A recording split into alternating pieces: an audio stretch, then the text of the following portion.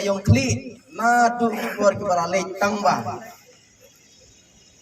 ni kumkinong hikay SSA kibala Jumat kicingin nagapos susgo ba katum kata kajing batay na kaliyang usar kajing kanu iba di education minister sa Mandumboy nga susgo bangaw kaway nga yaladi ang amhon tangba kaway ka condition panagaliang jungi kung kinoy kay nagatem riboy kata kasitayo nakaliang jong ke education department kidiban stick kabaar hakabayde bat kata hapo ni upray march kamot gihapan bat ela ka jong kakulang kabalay panang na syakmat ngim day ban face yakum kini ki consequences kiba ngia kendo na kapor sa kapor bal ladang ngia kendo bal kim pendep hog ki kakulang ngimi madan kumbang ngimi mantabat kampalat man ya kanero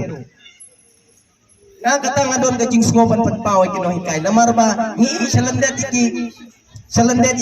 ya kayeng kasem bisa pilanyi doon hakajing kerdo dakisan panay hinriw panay nakapaburam kumbaong ya kini ki minister ki babat ya kani ka portfolio nga tharay maki ka party bat kaway ka party kini ki alliance mo lada pendu itang kaway ka post cabinet minister ka layran ko party na kaway sa kaway pat kajaka laya pra party Henry ngi pati ngilong kinong hikay haka grassroots level pantay ka imlang salang